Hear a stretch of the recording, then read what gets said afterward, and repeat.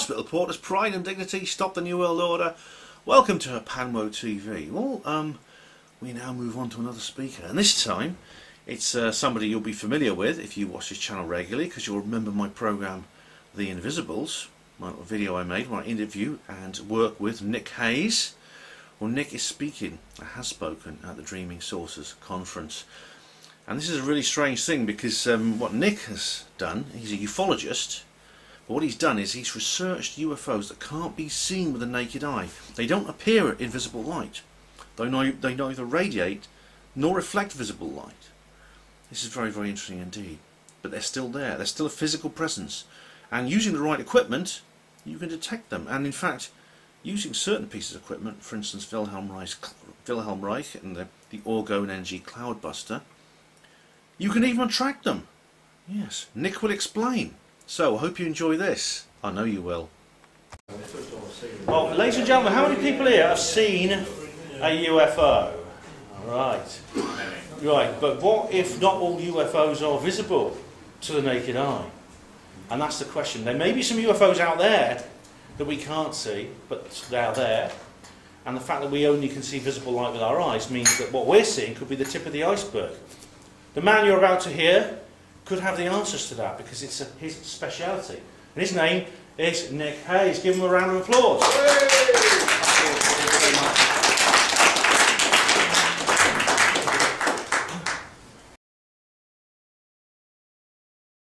Okay, thanks to everybody for coming, and thanks to Ben for organising this great event and everything, and thanks to Neil for everything. Okay, so my name's Nik Hayes. Most of my life I've been a musician. I've always had a belief in UFOs. Grew up in the 70s watching most of the television programmes, but bought a few books in my time, but it's something that I've always had in the back of my mind. Never really pursued it, never been into photography. And all that was about to change as whilst I was walking my dog on Christmas Day evening 2008. It was a completely freezing cold, misty night. My little dog wanted to go back down an alleyway, which I'd already been down, so I begrudgingly walked back down. And all of a sudden, as I stood there just sort of staring, I could see a faint sort of blue, pink and sort of warm orange glow coming about 200 foot in the air from a couple of hundred feet away. I stood there and it got nearer and nearer. It was totally silent, and just as it was about to pass over me, there was a thinner pocket of what can I describe as fog, and I saw the thing in all its glory. It looked like a child's spinning top, but it was made of light or pure energy, and it looked like it was breathing as it moved. It was pulsating in colour, and it was almost like doing a rhythmic breath. And it changed. It went from sort of like a violet colour through a pink, almost to orange. And it moved at no more than about 3 miles an hour. It went straight over the top of me and straight over a nearby housing estate. And I couldn't follow directly, so I took a road that went round the right, and I followed it, and I managed to get back underneath it. And I stood there watching it, and I followed it to a wooded area. It stopped right above the trees, and I didn't have a camera on me at the time, although I got a new camera for Christmas Day, first camera ever. I'd taken pictures all day, then left it at home because I got a bit bored with it. But anyway, I stood there looking at this thing, and I just started getting really scared. So in the end, I decided to go back home and try and get the camera and photograph it, but I got a really uneasy feeling from him. My dog started making a whimpering sound. He was only about 8 months old at the time, so I picked him up and went back to the house, got my other dog Lucy, went straight down there again with my camera. Couldn't see any sight of it at all. I spent about 3/4 of an hour down there walking around. Couldn't see it. The fog was really thick. It was very hard to tell what's actually the sky and what's actually the ground fog. So I took my dog Lucy back. I decided to have a quick cigarette, a cup of coffee. Decided to go out again, try and find it again. This time I took a shortcut. I went over the back garden along an old riverbank, and halfway there to the park, I actually saw this thing again in the air. Took loads of video of it. I kept dropping the camera.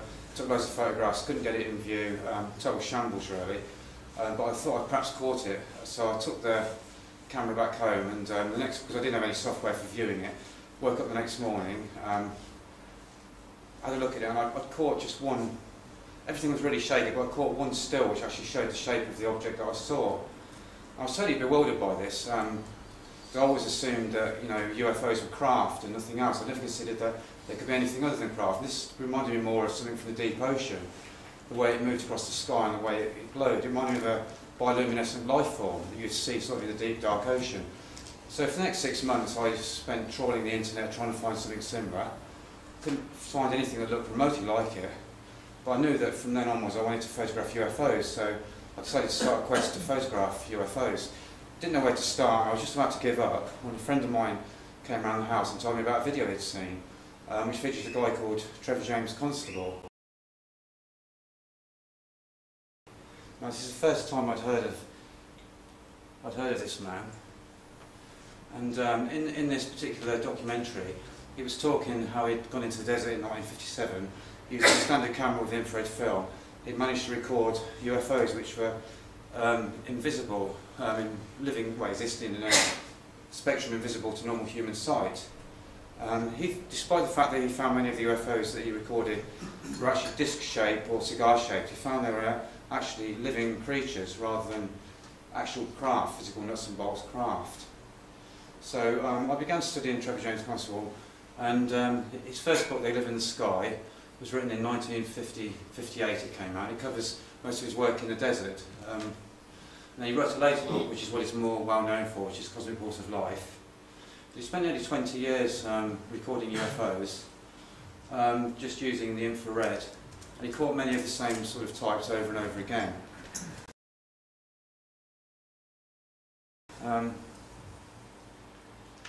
Okay, so the reason why Trevor started looking at the invisible was because he was very interested in the UFO reports he heard, where UFOs had come from the invisible into the visible and then disappeared back into the invisible. And he was also particularly interested where they'd been picked up by radar, but nothing was optically seen. So realising that radar operated in the microwave spectrum, which sort of borders the infrared, he decided to start looking in the infrared to see if he could work out where they were, if they were in the infrared, in the invisible. So he began looking in the infrared using infrared film. And if we can see here, everything that we see, everything that we comprehend in the visual life, is existing in this very tiny spectrum, which is the visible light spectrum, which you can see goes from red through to violet. Now, obviously, before the red, we have the infrared, and we have the ultraviolet, which is beyond the violet. Trevor mainly concentrated in the infrared, although he did look into the ultraviolet to a certain extent. I became very interested in this and decided to start my own quest. But we're just going to go over a little bit of Trevor's work now and explain what happened with Trevor. So in the early days, Trevor would go to the desert with a friend of his, Dr. James Wood.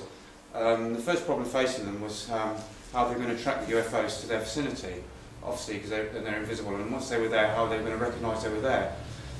So Trevor started using something called the star exercise, which is an esoteric procedure by which the whole body energy can be energised. And it's basically, you've got to stand there in a star shape. It's a matter of finding the north-south magnetic line facing east. It's the quadrant which the sun is in at the time when you're doing it. Say in the morning you'd face east. It's a matter of oscillating yourself over the north-south line several times, then turning right round and doing it again, and then turning round, doing it the other way. So you're covering the whole, the north-south and the east-west. And he did 100 repetitions of this. And it's believed that cyclical repetitions would create a regular pattern of bioenergetic pulsations in the ether. It was found that these would attract UFOs, both biological life forms and craft-like objects.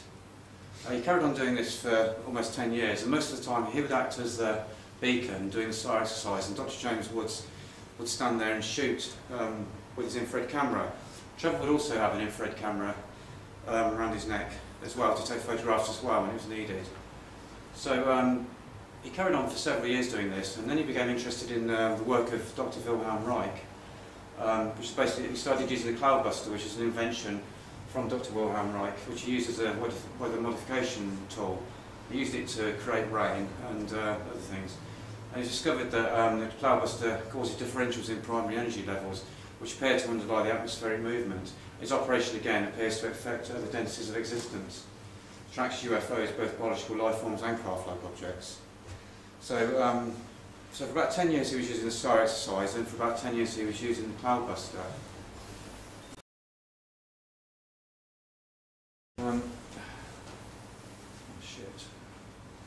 Right, so here's one of the early pictures taken by Trevor James Constable. It's taken in the Mojave Desert about 5 AM in the morning, and at the same time Trevor was photographing these invisible UFOs, Dr. James Wood was photographing him. So both of them, independently of each other, managed to objectify identified that these things were invisible. They both took pictures of the same UFOs.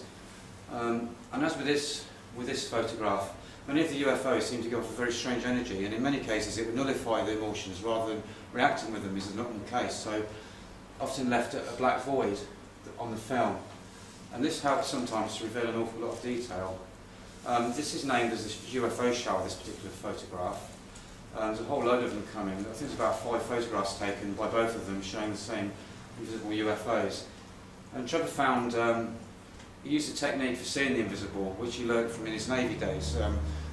When he was in the Merchant Navy, he used to stare out, trying to see if he could see ships coming over the horizon. And one of the old boys said to him, just relax your eyes and your eyes will naturally find anything that's there. So he began using this method, and this is how he objectified these UFOs and the rest of the ones that he saw. So he'd basically stare until his eyes became totally sort of like disfocused, and he'd find that the UFOs would show up as glints of light, and this is something that I use as well with some of my photography. So this was one of his early photographs.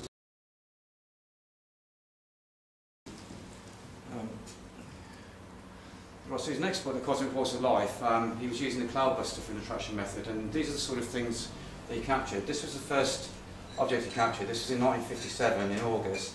He captured 6 successive photographs of this object as it was above his head, and it moved across the desert terrain, and it allowed him to basically take photographs of it in different positions as it moved above the desert terrain. This thing looks very like an amoeba, and many of the objects he recorded looked like they belonged in the microscopical world, rather than being physical ships of any sort. And many of them were ovoid in shape, many of them were almost circular in shape, and many of them, like these, pulsated and changed shape as he photographed them. And as I say, he found a lot of the things he photographed did actually look disc shape or cigar shape, but he found that they didn't appear to be mechanical, they seemed to be alive. And many of them had markings on the side, like vacuoles and various markings which are typical from something in the microscopical world. So he continued on with this work for a long time, and you can see that this is a cloudbuster in the corner. This was actually taken by his 11-year-old daughter, this photograph, who was on a weather engineering trip into the desert with him. These are probably a few of the better pictures that came from The Cosmic Force of Life. He did photograph actual craft-like objects, but he only seemed to be photographing the radiation of them. He didn't really get many that were sort of looked like proper metal discs or anything like that. So he came to the conclusion that UFOs are invisible most of the time, and when they do become visible, this is when they're mistaken for ships from other planets, which is a hypothesis which everybody is aware of. And before I discovered Trevor James Constable's work, I never even considered that UFOs could be anything other than ships from other planets. I never even considered that UFOs could be life forms at all. So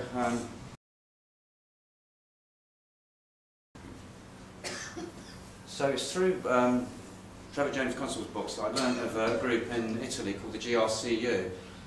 They consisted of 25 members and were based in Arenzano in Italy. And they used a whole range of devices to detect UFOs. They were one of the first Italian groups to start using Geiger counters, ultraviolet detectors and temperature indicators. They'd also use infrared black and white film and colour film. They'd also use flash lamps as well, infrared flash lamps, which would give a big swathe of infrared light, and then they all, as soon as they got a Geiger counter detection, up to 25 of them would then take multiple photographs in the position where the Geiger counter was aiming. Now the GRCU were going for about 15 years. They recorded a whole range of different stuff.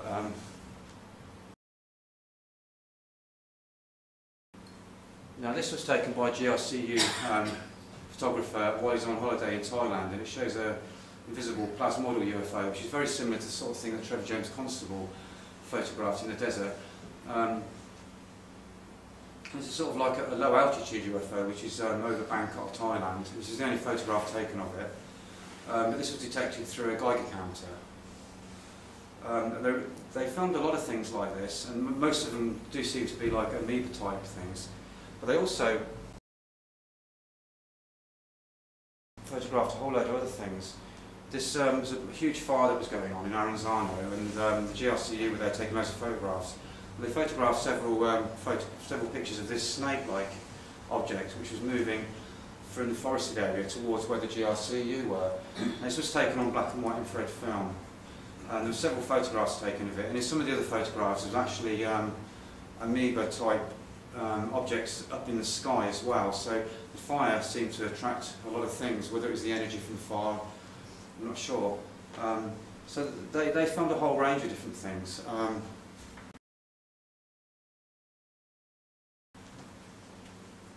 This is another example. The GRCU mucked around with different exposures, some of them up to 5 minutes long. This was a 40-second exposure.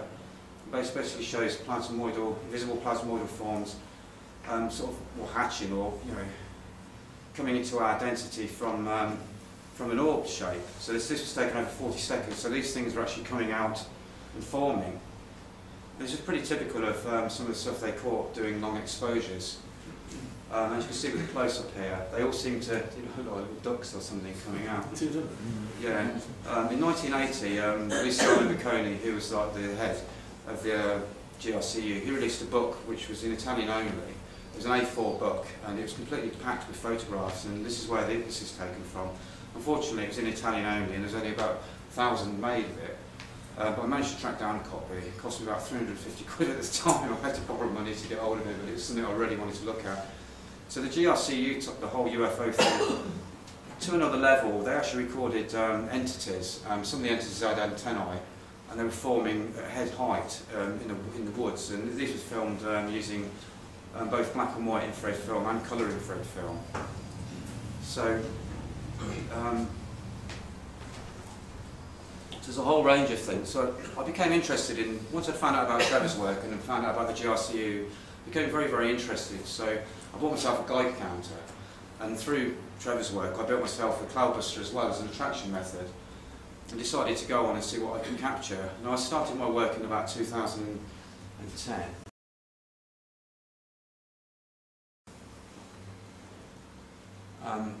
I started going out initially just with an infrared camera, and I'd go right out past Abingdon.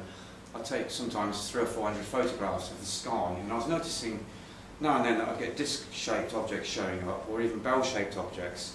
They're always very, very high in the sky, and many of them seem to be the same height in the sky, which I thought was a bit weird. This is something I'm going to come back to a bit later.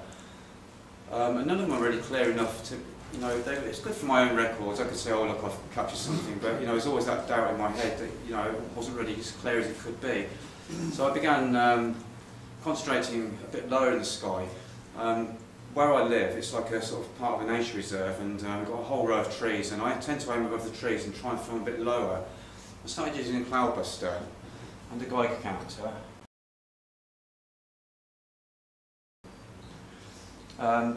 So what I decided to do, as a lot of the things I was catching were quite high, I decided to start filming in the ultraviolet. I just bought a brand new ultraviolet filter, and I use it with a full spectrum camcorder. The full spectrum is full colour, infrared and ultraviolet, and you can use different filters to block out whatever you want. So for instance, when I'm filming in ultraviolet, it blocks the infrared and it blocks visible colour, so all you see is the ultraviolet. So what I use is something called so you can see the top, it's a sun obliteration technique. What I started doing was using the top of a roof, a single-storey roof, aiming the camcorder on a tripod straight up the roof, zooming in slightly, not a lot, but slightly. And the rest of you can't see the rest of the photograph because the roof's coming down here. But this is an example of an invisible UFO coming above the rooftops and being illuminated by the sun. In the first picture you can see it forming, and as it comes into the second frame, it forms into this kind of mushroom shape. And this is pretty typical of a lot of the things that I managed to photograph. And Trevor himself filmed sort of similar objects in the infrared. So this is one of the first captures that I had. The other capture on that day, which doesn't show that way, it's not as big, was a jellyfish type creature which was moving in the same position but tentacles first. I caught 2 frames of it. What I normally find is that once these things enter above into the sunlight, they become visible for a split second. Once past the sunlight, they become invisible again, even to the ultraviolet. So this was one of the first things I caught, and I gradually went on. This is something else. This is 3 successive frames taken above part of the house. This shows some object that was just going very, very fast. This only appeared in 3 frames. As you can see, it's sort of changing its form in every single frame. And this is very typical of a lot of things I captured. They seem to either change shape because they obviously, due to reflection, they're reflecting the sunlight differently, or perhaps they were actually morphing. It was never, always hard to work out what was actually going on.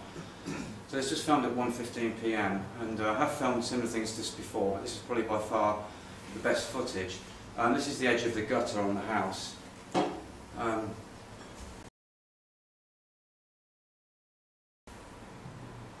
Right, so during my time filming, I've come across many different sorts of shapes of things. Now this is quite a common thing. I've caught these things quite a few times, and it's quite interesting. I've put the inverted image just to give you a bit more of an idea, in case I didn't come out well. But if you can see, it's got some kind of, it's like almost like a fin structure at the back. You can probably see it clearer on that one. But I started capturing quite a few of these on different dates and in different positions as well. Sometimes I capture 2 or 3 of them together, or sometimes just the one.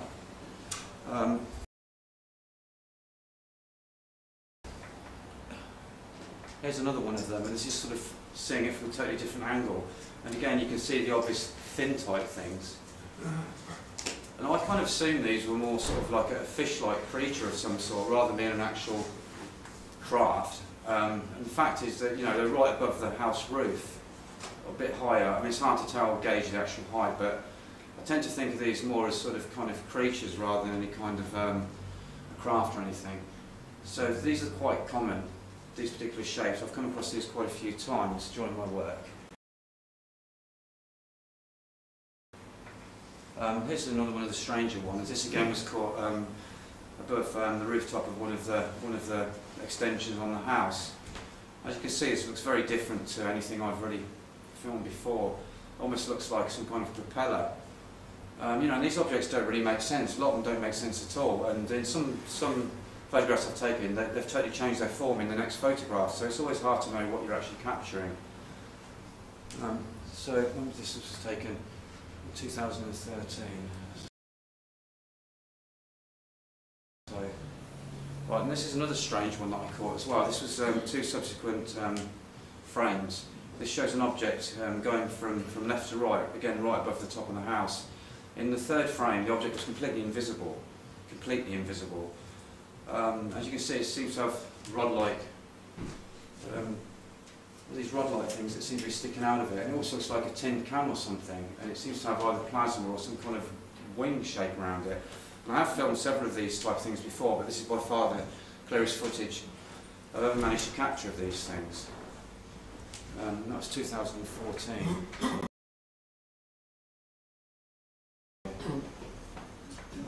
Now this is a sort of worm-like object, and I've caught a few of these. This is taken above the house of the main roof, which was a double-storey roof. And again, you can see a few more sort of details. I've done the inverted image just to give you a bit of an idea of the sort of pattern of it, but the thing seemed like it was wriggling as it kind of went across the sky. It only appeared in one frame, but I have caught similar things higher in the sky before, and they seem to move like that, as if they're wriggling or travelling on something, some kind of a wave or something. Now many of these things that I've captured in the ultraviolet seem to be travelling from west to east, and many of them seem to be on some kind of an etheric flow, and at times you can see this flow. If you get the right angle with the sunlight, you suddenly see thousands of particles just going from west to east, and every now and then something like this will come along. Now, at the time when I filmed these, I was using a cloudbuster, and I was also using a Geiger counter. I'd say about 90% of these things that appear, you get a hit on the Geiger counter. Now, the Geiger counter, I normally set it for 0.2 microsieverts, and normally when you're walking around, you get background radiation levels, and you don't normally get more than about 0.1 or 0.12, so it never ever goes up to 0.2. But when these things come across, it goes up to 0.2, 0.3, even up to 0.5, even when they're very high in the sky.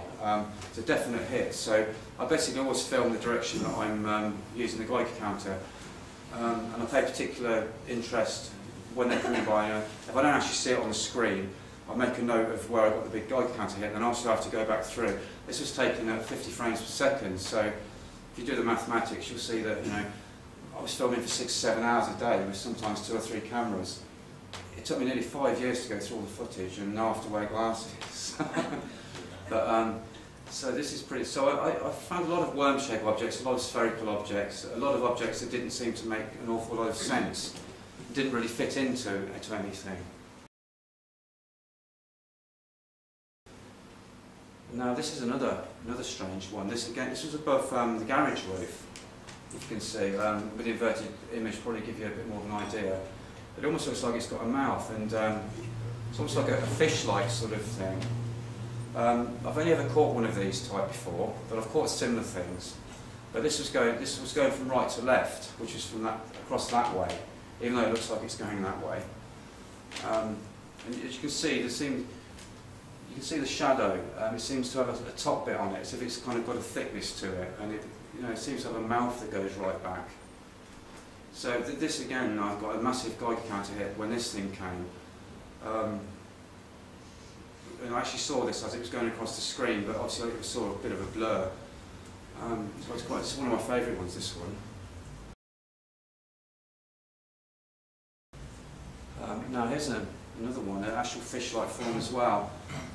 People talk about skyfish, and I filmed a lot of skyfish, and to be quite honest with you, a lot of the stuff that's presented as skyfish is actually stretched insects, and I've made a video about this called Skyfish Fact or Fiction. And when you record with modern cameras or modern camcorders, the filming actually stretches or elongates anything you film. But what you normally get is repeats. Like, say you get a rod with looks like a rod, it's got like 10 lots of wings, and it's actually the same insect that's been repeated 10 times, which is stretching through the interlaced video recording. But these things don't exhibit anything like that. You can actually see the form on here. And in my book and on my website, you'll see examples of stretched insects. Give you an idea to how this works. So I've caught about 3 or 4 of these, and they all seem to be side on the same as this, and they all seem to look the same. They all seem to have a tube-like thing down the middle, and they also seem to have a very clear fin and tail section.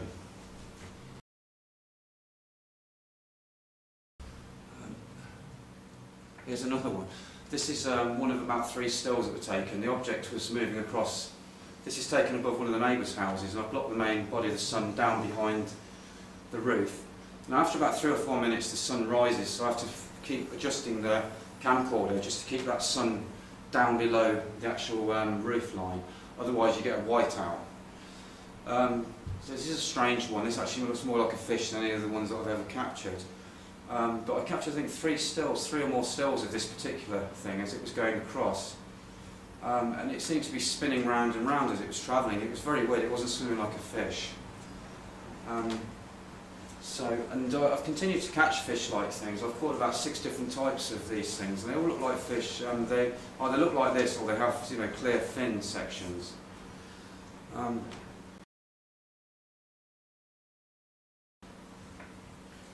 Right. So this is a lot of these pictures I've just showed you. They appear in my book, Quest for the Invisibles. Now a lot of them don't show too well when they're projected because of the very nature of them being reflected ultraviolet light. They're very bright, so they look okay in the book. My book, Quest for the Invisibles, is made up totally of the pictures that I took for the first 5 years. Now, once I'd released the book, I didn't really know where to take my work. I wanted to use a Geiger counter. I wasn't sure really where to start using it. I wasn't sure whether to film infrared or ultraviolet. And as the nights were putting in, I decided to start going out into the garden. What happened is my little cat Roy, had to get him put down. He was 8 years old. He's a wild cat that I took on. And I got really friendly with him. He lived upstairs with me.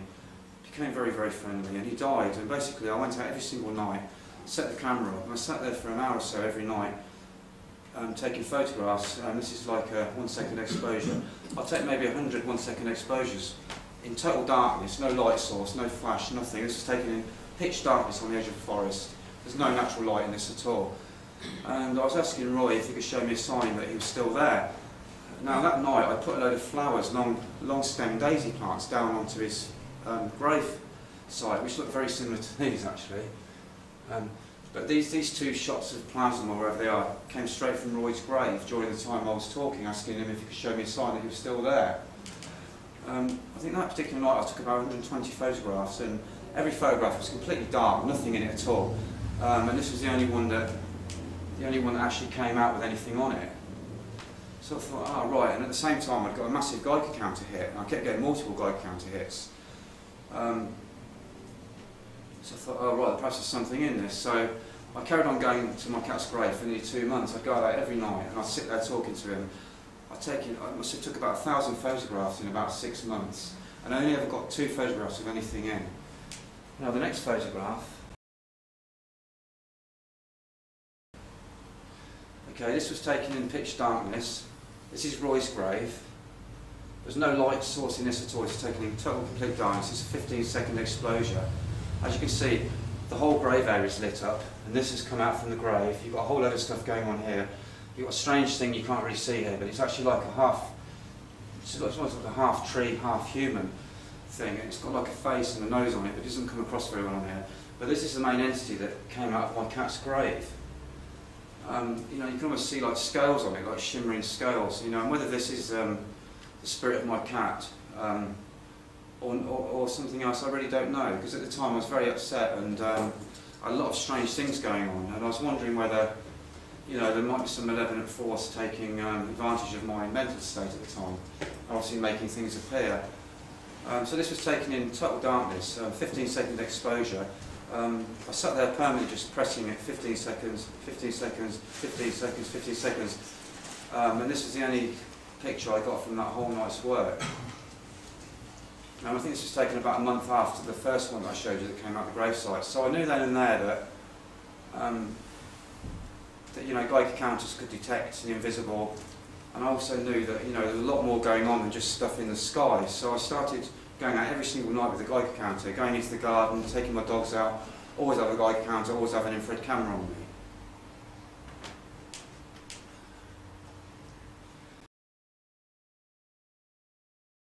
Okay, so this was taken, this was in my garden one night. I was using the cloudbuster at night, started getting loads of Geiger counter hits, decided to take one quick photograph of this, and this was a group of about 6 of these that were in the sky. The other 2 were a bit lower down in the photograph. If we look at the next,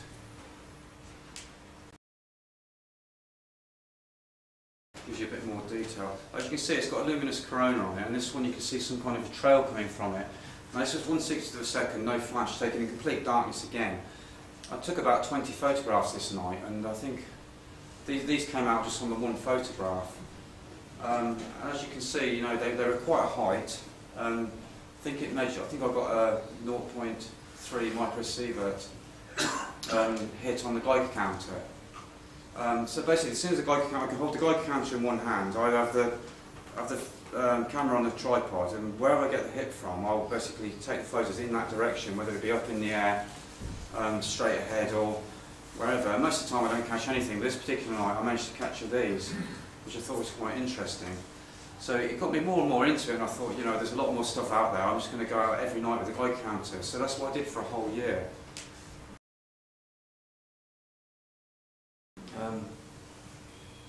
Okay, so this is another photograph taken. This was taken from my garden. This again was, I took 2 photographs the minute I got a Geiger counter hit. Basically, this took about the bottom half of the whole, the bottom half of the actual photograph. So I was very lucky I caught this in. It's just about fitted in the bottom half. But I took this photograph. I didn't see anything at all. I wasn't zoomed in. I didn't see anything at all. I was very surprised. The first photograph showed nothing, just pitch darkness. The second photograph showed this. Now if we look into that a bit more, you can see rather than this being a light that's repeated, it seems to be 2 separate parts of this. There seems to be an object up here which seems to be separate from this. And the only reason you're seeing it is because of the invisible infrared light, or heat, which is being reflected from that, is actually catching the edge of that. So this is only visible because of the light from there. So, and you can see several unlit sections on this. And it also looks like a piece of wire on there. There's a continuation of the object which doesn't really come over too well on here. So, you know, I presume this came from some kind of a craft light thing, but at the time I was filming at 45 degrees straight up above a line of trees. And the trees were about 100 foot tall. So basically I'm aiming straight at 45 degrees above 100 foot trees. It wasn't zoomed in, so this thing must have been pretty big, whatever it was. It's very interesting. The white balance I used for this was the automatic, because I find when you're filming in infrared you can use 2 different white balances. You can set a white balance to green grass, and that will give you, make everything look white. It will make the trees and any foliage look white. But with the automatic one it tends to have a bit of a red sway because it's leaning towards the red of the visible spectrum. But when filming at night, this can really help to show the different intensities in light, which is quite good. So, so I think this is one of my favourite photographs I've ever taken. And again, this was another night in my garden. I walked outside, I was looking for one of my dogs at the time, started getting massive Geiger counter hits. So I just basically took about 100 photos. I was going like that, and this is one photograph that came out. And I've cut some of this off, but in the bottom bit there's about another 4 or 5 of these things, and they seem to be shooting out of the ground, straight from the ground, straight up into the air in front of me. The whole lot of them. I've got about 4 photographs, I think, showing this. This is probably the clearest of all. But in some of the photographs, you can actually see these things coming straight out of the ground. And with this, I did use a flash. If I get a lot of readings near to me, I tend to use a flash, because sometimes these things can sometimes be invisible, even in the infrared. But once you use a flash, the flash catches the object, and if the things are quite near, it seems to bring them out a bit better. And when you film without a flash, sometimes you don't see anything, whereas some things seem to be self-illuminated, so they do show. So this is sort of one of the stranger ones I've found.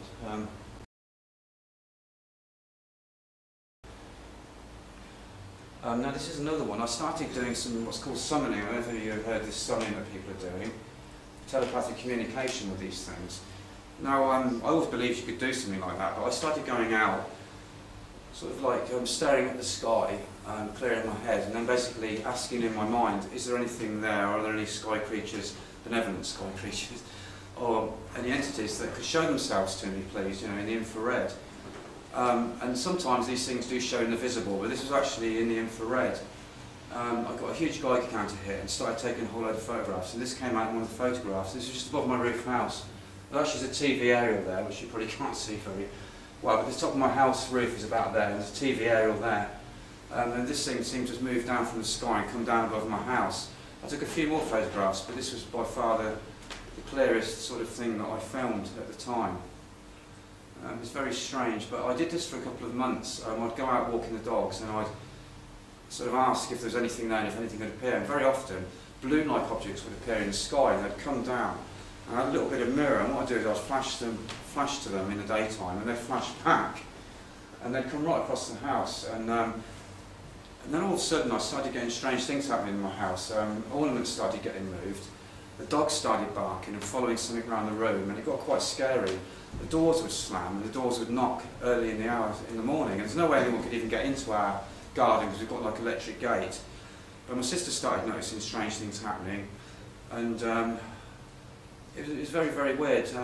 One of my camcorders disappeared. I never found it. It just disappeared. I set it up in the garden one afternoon when I was filming. It disappeared. A £400 camcorder. Never saw it ever again. Started getting voices, started getting my name called, so I decided to stop doing the summoning, because I thought, well, you know, I'm making contact with these things, and obviously if they can hear me just from my thoughts, you know, is there something that's going to go the other way, you know, will they start influencing my thoughts in some way? So it got me a bit scared. And the animals seemed to be able to see these. My cat, at the time, before he died, he seemed to see a lot of stuff in the invisible, and my dogs started barking. I'd often look up in the air and start barking, and I'd take a picture, and something like that would show up. So it's obvious they could see something I couldn't. So from this I moved on to, I just generally go out into the middle of some woods. I took quite a few photographs of entities at the time. I filmed an entity which had antennae. I haven't got any of those photographs here because they didn't come out too well when I showed them last time, but if you want to go to my website, which is www.questtheinvisibles.co.uk, you'll see a section with all the pictures of the entities that I've captured. Now 4 of them seem to come in the greenhouse windows. The first thing I caught, I got a Geiger counter hit one night, the dog started barking, took a photograph in total darkness, and there was an entity in the greenhouse window, and he looked like a Napoleonic guy with a Napoleonic hat on. And he sort of stood there like that, so I thought, oh my God. So about 2 days later I went out again, took another photograph, and just before I took the photograph I made the comment, as soon as the Geiger counter went off, that I'm not really into filming ghosts, I'm more into like ETs and stuff, and then lo and behold, the entity that appeared in the greenhouse looked like an ET, and I've actually got a photograph of that on my website. Now the third photograph which came along actually looked like a really dark entity with horns, and it had something that looked like a cat or a little entity with horns sitting on its lap, and above it was 2 snarling skulls. It looked like Tyrannosaurus Rex skulls, snarling, and it seemed to go beyond the greenhouse. It actually went beyond. It was almost like the greenhouse windows. It appeared in the windows, but it also appeared above the windows. The whole scene, it was almost like the whole scene where they were was projected onto my greenhouse, or whether or not that was some kind of a doorway to this reality that they were in. So I started going into the woods and photographing a lot of things. I caught a lot of entities. I managed to capture some kind of thing that was sort of like a fairy being. A lot of these are very small. You can see them on the website, but they don't really come up too well when I'm doing a slideshow. So there's another interesting. It's coming up to the end now. But this is another example of things that I filmed. This is a 1 minute exposure. This was taken in complete darkness, pitch dark, no light source in this photograph at all. And it shows some kind of a luminous mist, which seemed to be going through the whole woodland area. I took 6 photographs, and this was the only photograph that wasn't pitch dark. And it almost looks like fluidic. You can almost see it coming. Actually, I don't know how well you can see that, but it's almost like a mist that's dripping and moving through the forest. I filmed several sort of photographs like this, and a lot of these are on my website. So that's kind of what I've been doing for about the last 6 years. Also, I spent 5 years filming in the ultraviolet, the infrared, and started using the Geiger counter. And this is sort of stuff that's come up. But this sort of phenomena, you will get a hit on the Geiger counter. Now I know a lot of ghost hunters and people use EMF detectors, and that's something I don't use. But whatever's happening in this reality seems to set the Geiger counter off. Now whether obviously some kind of radiation is being created. I don't know whether they're doing it because of the particular energy they are, or whether it's something to do with this phenomena coming into our physical reality. Even though it's invisible, it's actually not in our physical reality, so to speak, but it's invisible and in our reality. But there's obviously something happening which makes the Geiger counter go off and record it. So that's basically what I've been up to. Unfortunately, I haven't got any more slides. That's about it, really. But I give you an idea of what I've been doing. For the first 5 years, I put all that information together and wrote a book, Quest for the Invisibles. Did it for myself. Didn't know anything about getting it published. Didn't think I'd ever get it published. But I wrote to Trevor James Constable's publisher, and I wasn't sure what size to do the book in. And I said to him, "What's the best size, A4 or 6x3?" And he said, "Oh, you're writing a book." I said, "Yeah, I've done it." And he said, "Let's have a look." Sent him a chapter. And by the end of next week, he said, "Oh, I'll offer you a contract." It's like, wow, man. So the book came out about 1.5 years ago.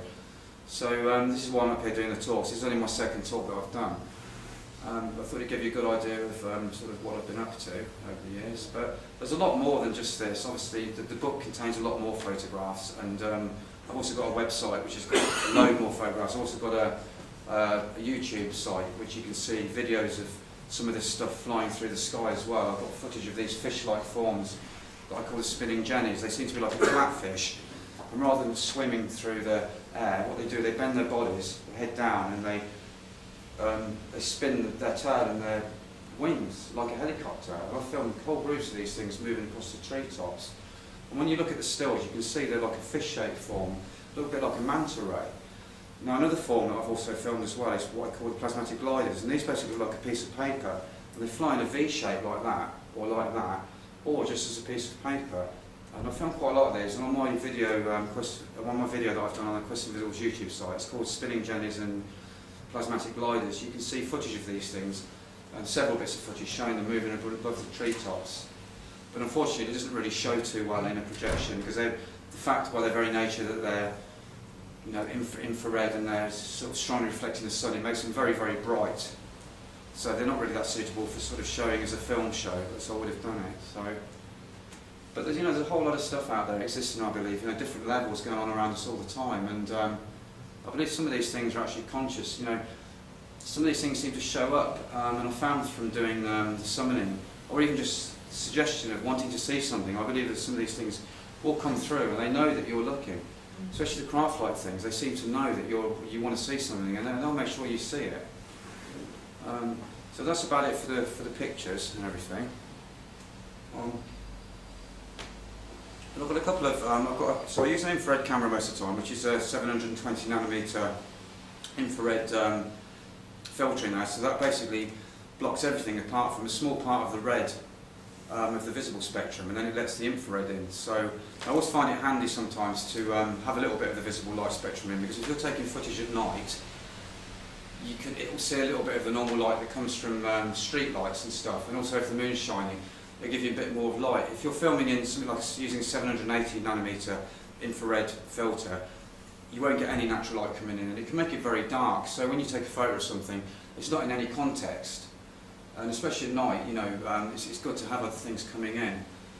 But I also film in the daytime using using an ultraviolet thing, and sometimes I'm filming ultraviolet and infrared. I've got a filter that I use on my full spectrum camcorder, which is infrared and ultraviolet at the same time. It's called an X-Night UVR, and that allows a massive swathe of the infrared to come through and the ultraviolet. So I film as well using that. I also film using a standard camera or a CCTV camera, filming the visible spectrum. So I've got it in infrared, ultraviolet together, or infrared and ultraviolet separate camera, and the visible spectrum. And all the things that I film, none of them come out in the visible spectrum. I don't see anything at the time, no matter how big or how bright these things are. And they never come out on the camera that's filming the visible light spectrum. So, if anybody's interested in the effect that, you know, a lot of people say, oh, things are insects, like the skyfish, for instance. If you look at the video that I've made called Skyfish Fact or Fiction, you'll see several examples of insects that have basically been duplicated, and they actually look like long rod-like creatures with multiple wings and stuff. And I go in and explain the whole way that that works. But you know, there's a lot of phenomenon out there, and I think more and more people are realising that there's stuff going on different dimensions around us all the time. You know, you can even catch this stuff on a standard camera. I believe that camcorders today and normal cameras are so sensitive that you can catch invisible phenomena, particularly on a bright day where you've got blue sky and sunlight. And especially at night, if you use a flash, I've sometimes found that a standard flash will light invisible phenomena up, and you can catch it on a standard camera. Although I prefer to, you know, be specifically in the infrared or the ultraviolet.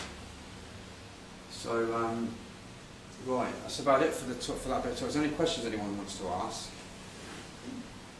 When do you know when to use your camera? Do you just point your use your Geiger counter in any direction, and that gives you a reading, and so you point your camera at that direction? Yeah, I use a method for seeing the invisible sometimes. A lot of my photographs I've taken, I've sent and I've just took multiple photos and caught them. Most of the time, yeah. What I do, if I'm going for a walk with my dog, so I'll have the dog lead in one hand, a Geiger counter like that. I'll aim it up, I'll have my camera pressed at 45 degrees, well, same as the Geiger counter is, pressed on my chest, or I'll take out a tripod. And whenever I get a hit on the Geiger counter, it's just in the direction the Geiger counter's aiming. And I film things that seem to be about 400 or 500 foot in the air, and the Geiger counter still pick them up.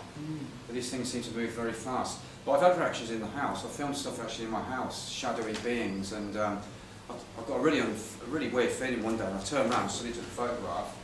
I actually got this like black shadow man, just stood there like this, like quite a big guy.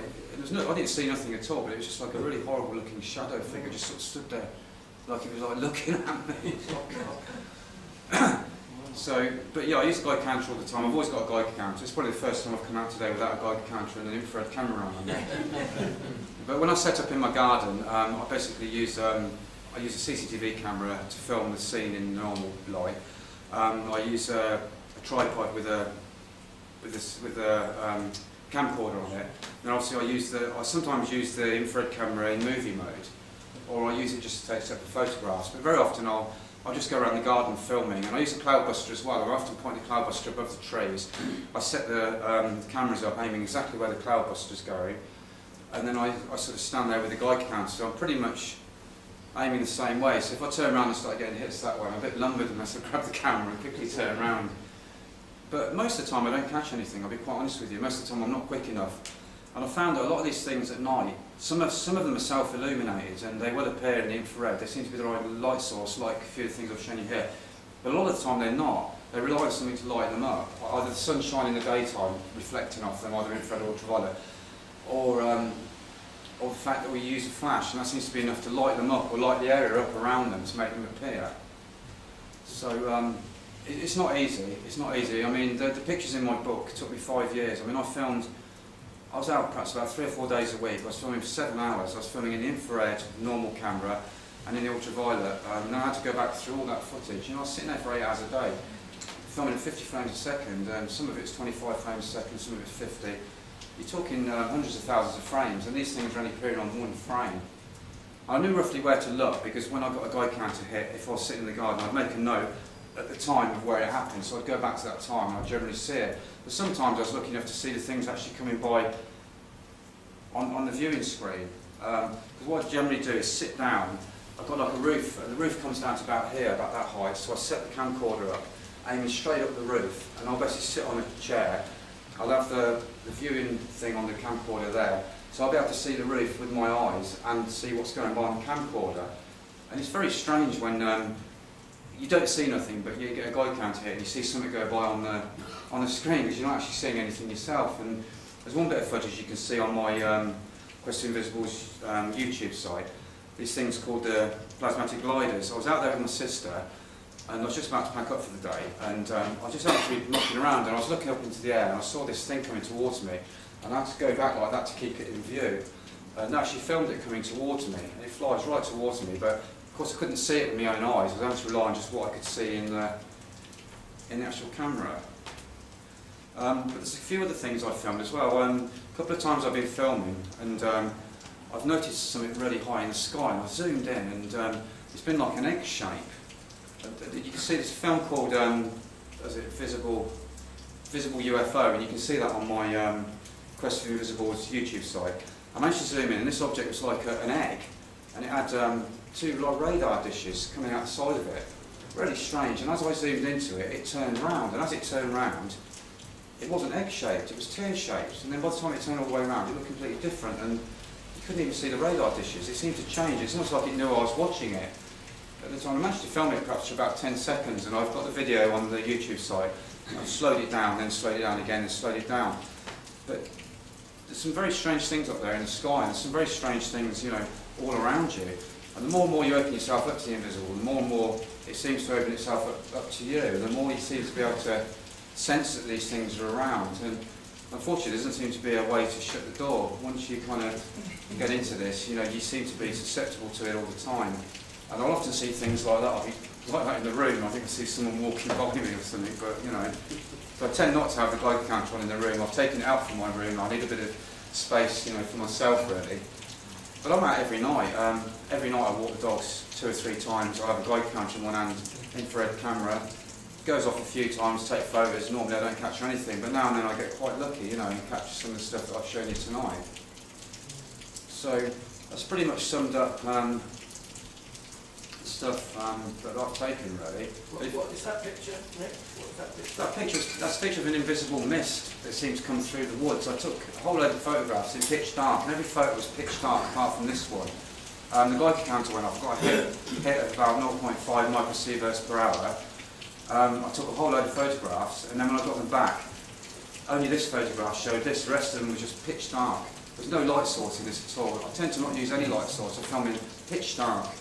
You get lots of invisible mist in Rendlesham Forest? Yeah, no, I've heard about that, yeah. Yeah, well, the GRCU, they filmed a lot of invisible mists and strange things. They filmed a whole lot of forms. But this is almost like fluidic. It's a 1 second exposure, but that 1 second was enough. You can see it. There's a picture of this on the website, which is probably a bit better than this, but you can see the mist. It's almost like liquid, like fluidic, and you can see it coming off the leaves and flowing.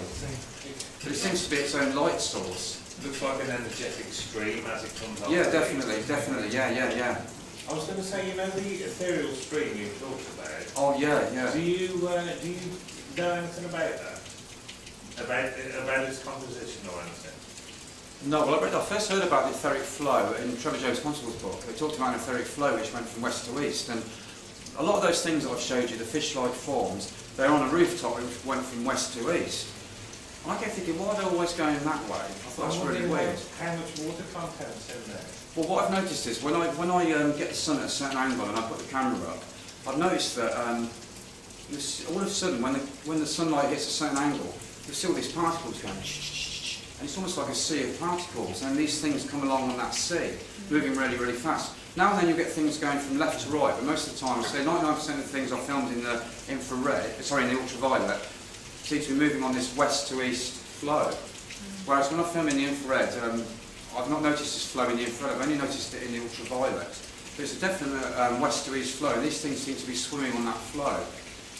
I don't always use a cloudbuster. I found that if you just sit out there and film for 3 or 4 hours, you'll probably catch something coming on that flow, but you can only see these things when you get an exact angle. you've got to get the top of the roof, you've got to zoom in a slight bit, and you've got to get the correct angle. There's a certain angle that comes where you can see everything lit up. And it's not easy to find, it's not easy at all. Sometimes if you set your camera up, you'll be watching, so every 5 minutes I have to change the position of the camcorder because the sun rises. But you'll see it, the sun rising gradually. There's a certain point where the sun hits at a certain angle, and all of a sudden you just see thousands of particles going and it's almost like an invisible sea that's going from west to east. And I've talked to a few other people about this, and I think I've heard that referred to as an etheric flow, which is meant to go from west to east anyway. So I presume that this was the etheric flow which has been talked about. There's a lot of particles in it, and they seem to be lit up by the sun, but they're only visible when they're lit up by the sun. And the insects seem to be independent of it. They fly through up and down like that. They're going like that, the insects, but everything else is going really, really fast. Is there a concentration of insects in that area, do you find? Or? You sometimes get a concentration of insects on gable roof ends anyway, so I can't really tell. The insects don't seem to be aware of it. They just do what they do. They fly that way, up and down. But these things just seem to be moving really, really fast. Most of them appear on like 2 or 3 frames. I mean, obviously there's a lot more that I filmed, which is on the website and in the book. But a lot of it doesn't come across too well when you project it because of its very nature being reflected infrared or ultraviolet. It's very, very bright. But in my book I've got some examples of I call it a creature. It's almost got like 3 limbs and also like a boomerang. And it looks, in every single photograph you can see it turns around. It's got like tubular structures and almost like wings that look like, what's it called, what are those things again, like, the thing like the Grim Reaper holds, a sickle. They look like sickle kind of blades. It's like it's got 3 of them and it's kind of flying, and I've caught a few of these things. Many of the objects I've caught time and time again, and I'm showing you the best versions of what I've captured.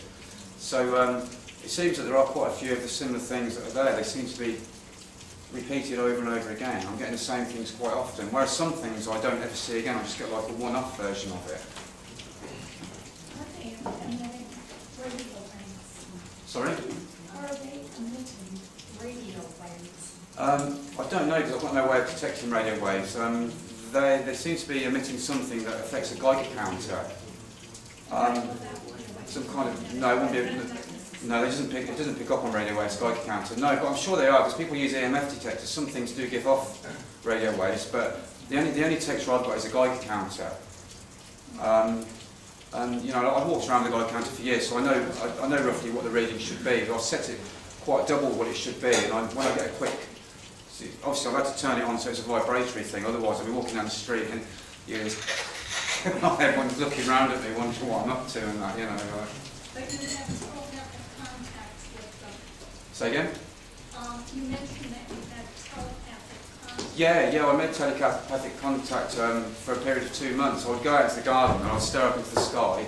Every thought you put out goes from your head straight up in the sky. These things up there, they can pick up your thoughts. Frequency is a radio wave. Well, I suppose technically it is, yeah. Well, they seem to be able to pick it up, but I'm not sure if it goes both ways or not. Well, there is no separation. Everything is conjoined anyway. Yeah. So it's all about tuning. Yeah, I've never had them talking through me. I mean, which is something I don't particularly want. Trevor James Constable had a problem where he was channeling an entity. And one day he woke up at 3 o'clock in the morning and he went like that and walked down the road and he was spinning around and he couldn't control his own body and he was getting voices coming through him. So it really worried me. I thought, well, I don't want to be going that far with it. But I've basically just got to, I mean, you can try this, but you just basically go out on a nice blue day, stare at a patch of sky like that, and then basically in your mind you just say, you know, are there any benevolent sky beings up there that can hear me? And if so, could you please show yourself to me in the visible? And within about 5 or 10 minutes, in the area of sky where you look at, what happened with me a couple of times, I'd look up to the sky and all of a sudden all the red kites from miles around would gather and fly in a big ring. And all of a sudden this thing would come out in the middle of the ring. It would suddenly come from the invisible into the visible, and it'd be like a balloon, sometimes one balloon, or sometimes one with another one. And it'd have strange things coming out of it, and they'd flash lights, and I'd wave to it and flash a mirror, and it would flash back to me. I was like showing my sister, going, oh look, you know, thinking it was really cool. And then a lot of stuff started going on. I thought I was going mad at one point. Things started happening, and I started thinking, oh, perhaps it's something to do with me opening myself up to this sort of phenomena. But I believe, you know, the UFO thing, as far as I'm concerned, you know, I've seen a lot of craft-like objects, and I've filmed a few. There's a few of them in my book, but many of them seem to morph and change shape. When I talk about the UFO thing, I sort of see there seems to be creatures which are creatures, and there seems to be, when I say biological UFOs, I mean biological creatures like the fish-shaped creatures and other things, but it also seems to be UFO intelligences. And in many cases, they can turn into a craft. They can start off like a sphere, and they can turn into a craft, the most complicated craft you've ever seen in your life. And it's an entity. It's not actual physical craft with things in it. But I believe there are, etheric craft with etheric beings in it. But I believe most of them are interdimensional. But they do so because they're changing frequency. Yeah. To change shape, they would have to change frequency. Yeah, unless they're affecting the way you perceive them, it's hard to tell whether they're actually changing or whether your perception of them is somehow being interrupted. I think they just do what they want, really. Yeah. I don't think you don't be special. There's no, you can't put anything in the box with this lot. No. My friend, she sees ultraviolet and infrared. Her eyes, she doesn't need any of that. The old ladies come on, they have that thing done, don't they? They get that thing She taken out doesn't of know their what eye. happened. She said it could be stress, but she can be, I can be talking to her, and she's looking past me. And I go, oh my God, what are you seeing now? She goes, I don't, because she's finished. She goes, I don't like those things, she said, they get on my nerves. She said, it's crawling up the wall again. And she says, they look like Phillies. Yeah. And she says, what they do, these things are, she can see these other dimensions. Yeah, she says yeah. that they're watching us, they're observers. Yeah. And she said they're around all the time, coming different shapes and sizes. And when they had this big sighting of the UFO, she was doing her bit looking one way, and I'm normalising, she had her other eyes in. Yeah. And then I said, oh, there's not much going on around here tonight. This is down in the West Country. As soon as I said that, 10 great big red lights flipped on in a row, like as big as traffic lights behind the row of oak trees. Yeah. I went, oh my God, oh my God. And I Well, they know. They know what you're thinking. That's yeah, why. but I'm not sure if we disturbed it, it was cloaked, or it was about to take off, Yeah. or whether it was there, as you say, or whether they know we were coming out, or whether they were just getting on with their business and we just happened to turn up.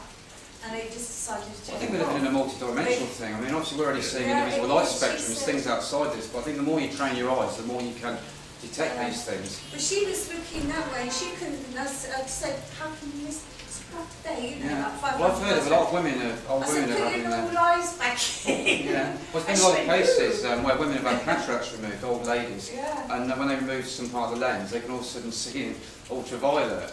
I saw an old lady one day, she was at a till and she was going, oh, like that, because the ultraviolet was too bright and everything. I was standing by this pond at night, and we've seen the lights coming up. They come over the downs and they come through the woods, like just in, Oh yeah, there's a lot of stuff out there. yeah, that blinking place where they keep going on about it, Rendlesham, yeah. And they do, it sort of comes through the woods like that and go, oh no, that's the lighthouse. Oh yeah. Anyway, Yeah. these things, and they come and take water from the pond, but I don't actually see them. But she can see the cross, but I heard it sucking up water, but I couldn't see it. Oh yeah. Well, people say it's concentrated organ energy in bizarre. water. There's been a lot of water taken from. I've heard reports like in Canada from big reservoirs. People have seen craft taking water. Whether or not they're taking the water because they want the oxygen or the hydrogen out of it, or whether it's concentrated organ energy they're taking, I'm not sure. But I'm only just. That squiddy thing that you said you saw, like a squid, is it? Like Oh yeah, the jellyfish, the tentacles, yeah. My Christian, I've got a Christian friend, born-again Christian, but she's lovely, and she's sitting in her garden, and well, first of all she says, can I see some of your UFO photos? I said, oh no, you call them demons. You want to see those photos. Why do you want to see them all of a sudden? No, show them to me. And she went, wasn't that.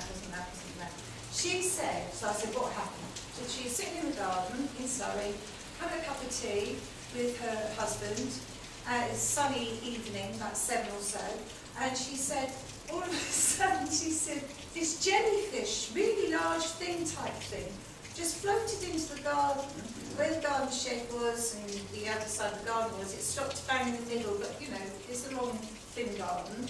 Yeah. And she said, it just hung there, Yeah, no, and then there's just stuff carried out on, there. and she said, did you see what I saw first? He went, yep.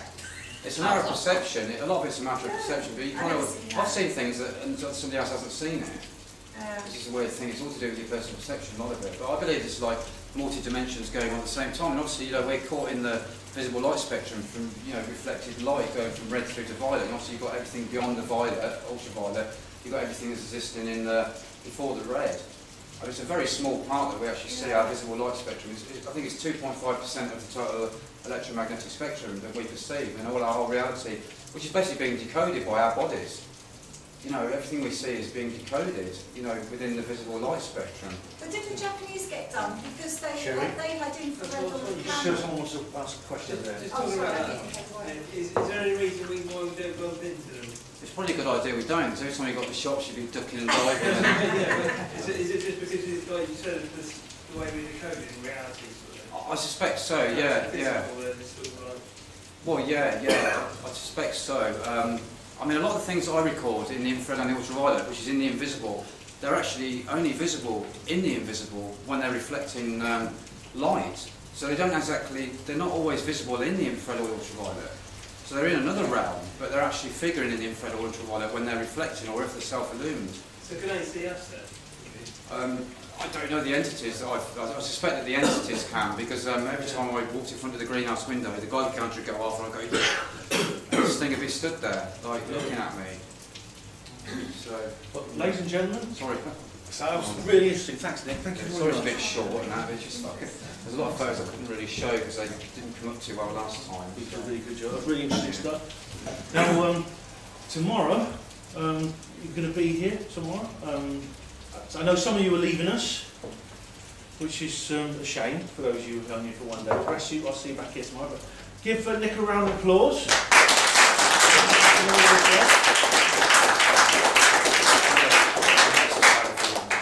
Stuff. Pick up a copy of Nick's book at the back there. They're still on sale. If you want to. Some more people are coming tomorrow who are not here today, but I know some of you are here for all weekend. So for those of you who are here for the whole weekend, I guess I'll see you at 10 AM tomorrow morning, unless you want to hang around, have a drink. Some of want one of them, definitely. And for those of you who are leaving us, thanks for coming. Those of you who are just here for one day, thanks very much.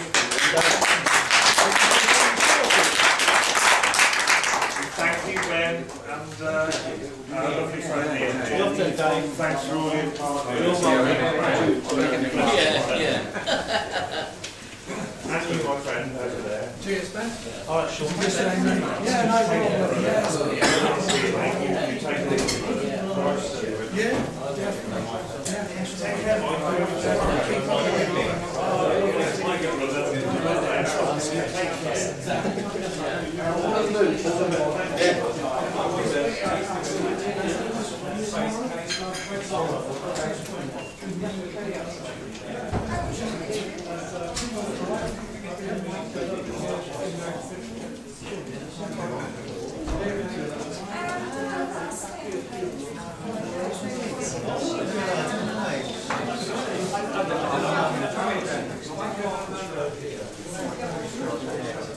This one day, yes.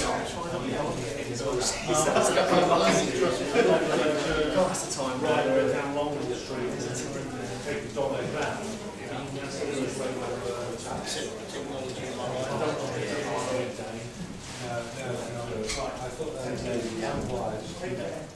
Marcus, yeah, Steve's reading up she's on there's a chap on who and I've already knew that when I bought it up, so I had a magazine copy. I want to meet it. Ask me,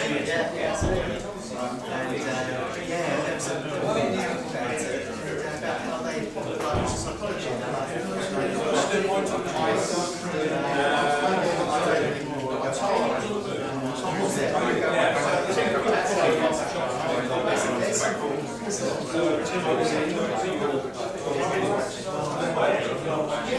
Yeah.